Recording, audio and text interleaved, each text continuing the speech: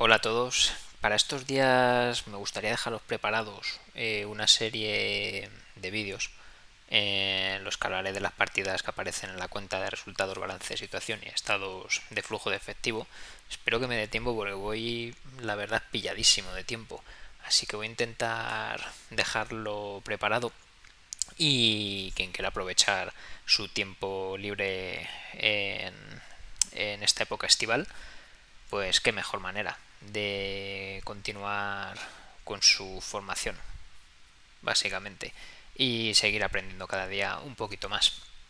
Entonces, antes de nada, como siempre, bueno, descargo de responsabilidad. Por supuesto, nada de lo que se comente en el vídeo tiene algo que ver con labores de asesoramiento financiero y únicamente el vídeo, el objetivo que tiene es puramente educativo. Dicho esto, voy a utilizar la empresa Teleperformance como ejemplo, que seguro que es una de vuestras favoritas, ¿eh? Y vamos a ver, en este caso, las partidas que aparecen en la cuenta de resultados. Me voy a coger mi chuletilla, mis apuntes que elaboré en su momento, por si acaso tengo que recurrir a ellos.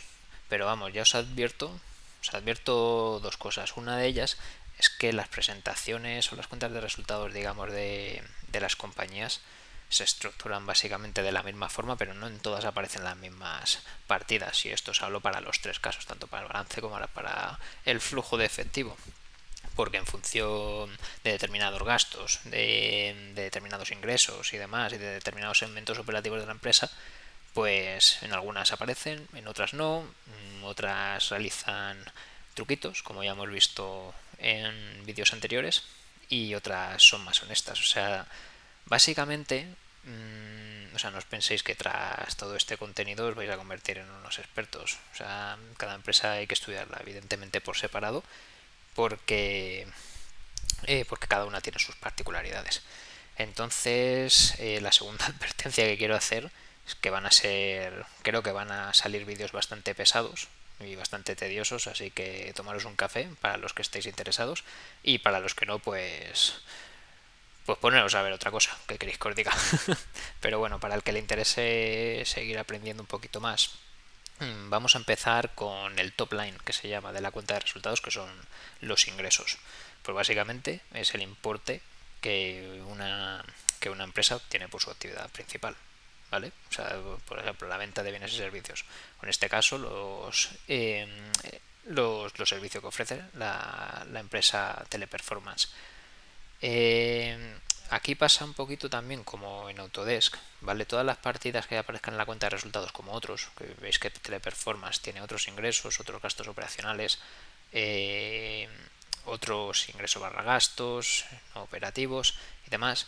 Esto básicamente son partidas que no se encajan o no pueden encajarse en el resto, básicamente. Por eso se abre una nueva línea y se incluye ahí y ya está. No tiene mayor misterio. Entonces, en este caso, pasa un poquito como con Autodesk, que Teleperformance pues tiene una línea relacionada con otros ingresos, ¿vale? Pues son ingresos que no proceden básicamente de la línea principal del negocio. O sea, no hay que darle más vueltas. Vamos a la siguiente, que son ingresos totales, pues evidentemente que es por la suma de estas dos. Ya está. No tiene más. Continuamos con la primera reducción de los ingresos que tiene una empresa, el primer ajuste, por decirlo de alguna manera, que son los COGS, que son el coste de los bienes vendidos. ¿Vale? Son los costes, digamos, únicamente atribuibles a la producción o adquisición de bienes, o en este caso servicios, que básicamente vende la empresa. ¿Qué puede ser un COGS? Que es Cost of Goods Sold. Pues, por ejemplo, las materias primas, la mano de obra directa, los costes de fabricación directos, digamos, son los costes que tienen que ver directamente con la producción de producto o servicio que elabora la empresa. No tiene mayor pérdida. Con esto nos vamos a la primera partida de beneficio, ¿vale?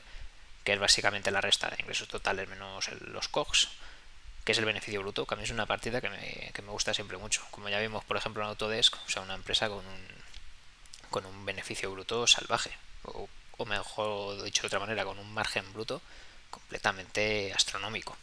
A mí, cada vez que lo pienso, me pongo malo.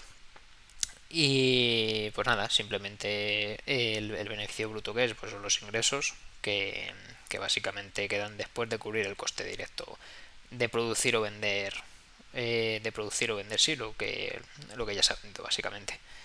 Mide, digamos, pues como lo podemos decir, la rentabilidad del negocio antes de descontar gastos operativos, por ejemplo, y por supuesto intereses o impuestos. Sigamos con la siguiente línea y nos vamos a las partidas de la muerte, que me gustan llamarla a mí, que son los gastos generales de venta y administrativos, ¿vale? O gastos de venta generales y administrativos. Básicamente pues son un conjunto de costes indirectos que no están ligados como estos básicamente a la línea de producción principal que tiene un negocio. ¿Qué puede ser? Por ejemplo, o sea, ¿qué gastos, digamos, incluyen esta partida? Pues, por ejemplo, el marketing, gastos administrativos, sueldos de comerciales, por ejemplo. Por cierto, otra que se me había olvidado decirlo, ¿sabéis qué partidas, cambio una me resulta súper interesante? ¿Qué partidas, por ejemplo, se pueden meter en otros ingresos? Y perdonad que vuelva para atrás. El tema de las subvenciones que te regala el soberano, que le encanta fardar de ello. Pues sería, digamos, un tipo de ingreso que no cuadra, evidentemente, con la línea principal del negocio y se incluye en otra partida aparte, ¿vale? Básicamente es eso. Fijaos, por mucho que critiquemos o dejemos de criticar, eso a mí ni me va ni me viene, la empresa Teleperformance, fijaos qué curioso, esta empresa sí que te pone una línea bien definida y aparte sobre la compensación que realizan de stock options, ¿eh? Decidme cuántas conocéis que hagan esto, que lo pongan tan claramente. Un puntito positivo para esta empresa. Pues nada, aquí lo tenéis. O sea, ya sabéis perfectamente lo que es. Básicamente es una retribución que se le da a los empleados o a algunos empleados en forma de acciones. O sea, no tiene más. Vamos a las dos siguientes partidas que yo creo que son una de las más complejas de entender al principio. Es el tema de las depreciaciones y amortizaciones. Se dividen en dos principalmente porque la primera de ellas corresponde a activos tangibles, activos materiales, que podemos decir, y la siguiente corresponde a activos, bueno, lo pone aquí, ¿no? A activos intangibles o a fondos de comercio, que se suelen separar las dos. O sea, aquí te lo ponen junto a la amortización, pero se suele estudiar, digamos, de forma separada. ¿Qué es la depreciación, por ejemplo? Pues básicamente es un reparto contable que no produce salida de caja, por eso luego se suma en el flujo de caja, se vuelve a sumar en el flujo de caja, pero que la empresa va haciendo pues a lo largo de determinados años. Por ejemplo, pues un vehículo, una maquinaria, tal, la empresa sabe que desde la compra hasta de 5 años después va a tener que amortizar básicamente ese gasto que ha tenido. Ya está, no tiene más. Pues lo suelen dividir entre los años de amortización y te lo van descontando poco a poco en el beneficio neto, básicamente. O sea, no tiene más. Digamos, es como una división de la salida de caja que tuvo en un inicio y te la va descontando después año tras año, ¿vale? Porque para que lo entendáis, si una empresa, voy a poner un ejemplo súper chorra. Imaginaos un panadero que tiene la necesidad de comprarse una furgonetilla para salir a repartir el pan calaborado por los distintos pueblos de la zona.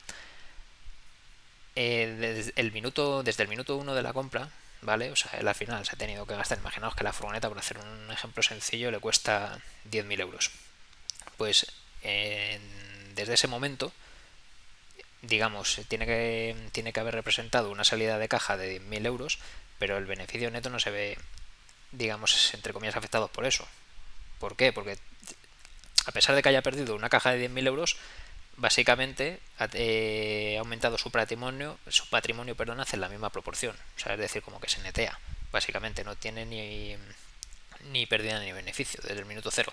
¿Qué pasa? Que a medida que se va amortizando los activos, se va depreciando con el tiempo, es cuando se empieza a palmar pasta y es lo que se va reflejando. Aquí no tiene más. No sé si se ha entendido, pero para que os hagáis una idea muy tonta de cómo va todo esto.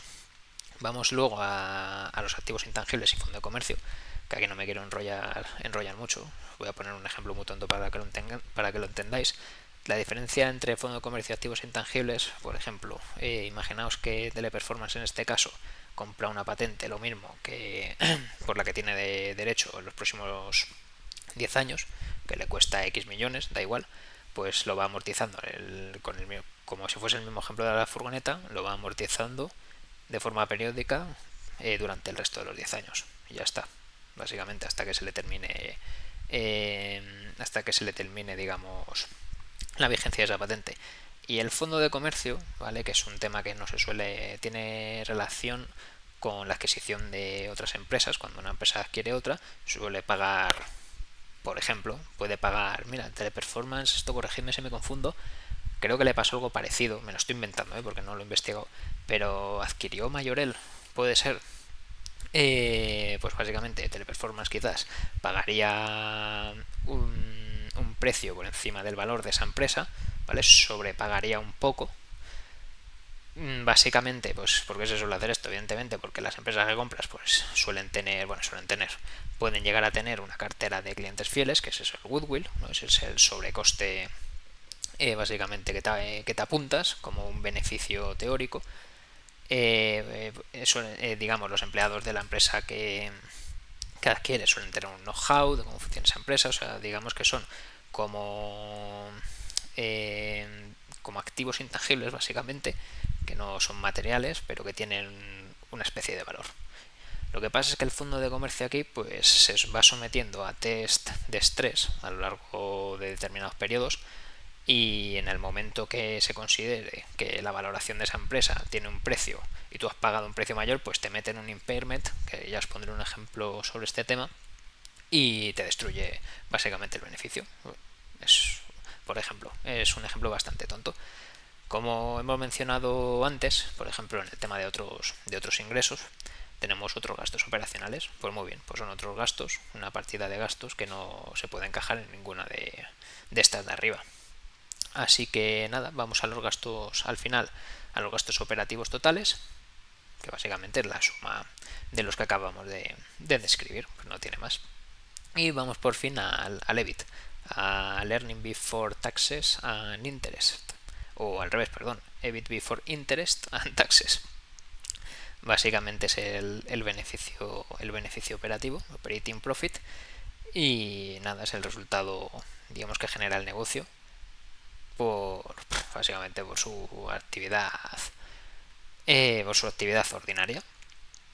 Vale, pues sigamos a las siguientes partidas. Como acabamos de decir, el EBIT aún no tiene en cuenta los intereses.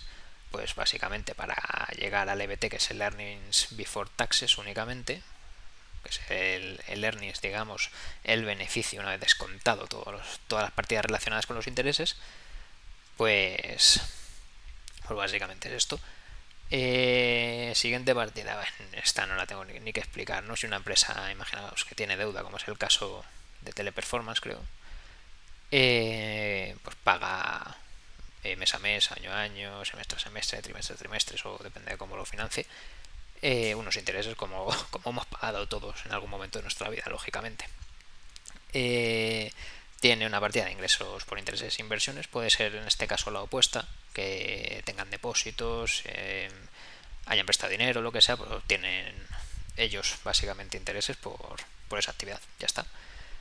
Luego tenemos ingresos o pérdidas sobre capital invertido, pues básicamente lo mismo, o sea, puede ser, digamos, puede ser un resultado derivado de inversiones de capital en otras actividades de negocio, por ejemplo, u otros activos financieros. Es que tampoco tiene mucho más. Esto es lo que os digo, ¿no? O sea, en función de la empresa os aparecerán unas partidas u otras, y básicamente os tenéis que dedicar a estudiarlas, a ver de qué son, qué relación tienen con las demás, y ya está. Es que no tiene mucho más. Tenemos el Forex, ¿no? El Forex Gain and Loss, y bueno, básicamente es el efecto de divisa extranjera, por ejemplo, las ganancias o pérdidas que puedas tener por operar en países que tienen una moneda distinta a la tuya. No tiene más. Volvemos otra vez a la partida de otros, ¿vale? En este caso ingresos o gastos no operativos, pues lo mismo. Una partida que no se puede encajar o encuadrar en ninguna de estas anteriores. Pues ya está. Vamos al Earnings Before Taxes, que es el EBT. Y el EBT aquí se suele dividir en dos, una que incluye artículos inusuales y otra que los excluye. ¿Vale? No tiene mucho más, la verdad. Vemos que entre una y otra, pues, entre comillas, poco suele variar en este caso. Básicamente, pues cargos de fusión y reestructuración. Pues yo qué sé, es que puede ser pues un coste, supongo que un coste puntual derivado de alguna fusión o reestructuración. Por ejemplo, mirad, esta es la más chula de todas, o sea, el deterioro del goodwill del fondo de comercio, ¿vale? Que aquí es cuando, es lo que os he comentado antes, cuando se someten a estrés digamos, las compañías que ha adquirido otra, básicamente, se someten a un test de valoración, pues te pueden meter un rejón increíble. Aquí, es que os enseñaré un caso en el que analizaremos tranquilamente una cuenta de resultados y veréis lo que pasa. Es que te puede destrozar el beneficio neto, es súper interesante. Pues básicamente es esto, es lo que os he explicado antes. Aquí, pues exactamente lo mismo.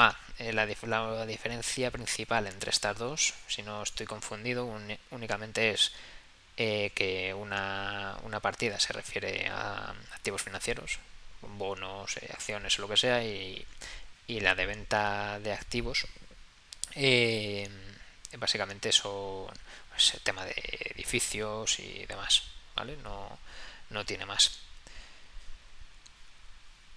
Vale, dicho esto, pues básicamente aquí se calcula el EBT, que como siempre estos son sumas y restas, todas las columnas, y aquí ya se incluyen pues todos estos artículos extraordinarios. Básicamente son extraordinarios porque teóricamente no son recurrentes, ¿vale?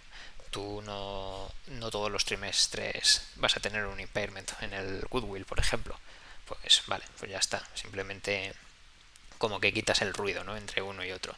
A mí me parece una gilipollez. O sea, si te has comido una hostia en algún trimestre, pues chico, te la has comido y ya está. O sea, pero no me lo intentes sacar. Vale. Entonces, bueno, pues tenemos ya por fin la última reducción antes de llegar al beneficio neto como tal, entre comillas, ¿vale? Que es el gasto, o sea, los gastos en impuestos, que voy a decir de los impuestos, que básicamente, como se suele decir, ¿no? Hay dos cosas que son seguras en esta vida, una es la muerte y otra son los impuestos, pues ya está, ya lo, ya lo sabemos. Vamos a estas dos partidas, por ejemplo, que son pues los beneficios por operaciones continuadas o discontinuadas, perdonad. Es una partida muy tonta, la verdad.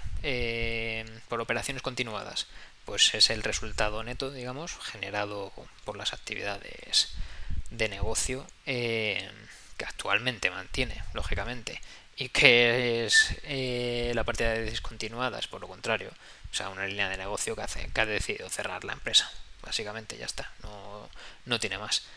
Llegamos por fin a la partida de beneficio neto de la empresa, ¿vale? Que se considera, como suelo decir siempre, el bottom line de la cuenta de resultados, que se convierte en el top line después para el flujo de caja. Y pues ya está, ese es el resultado de evidentemente sumar y restar todas las partidas que aparecen aquí. O sea, os cogéis una calculadora y lo vas comprobando si os aburrís muchísimo.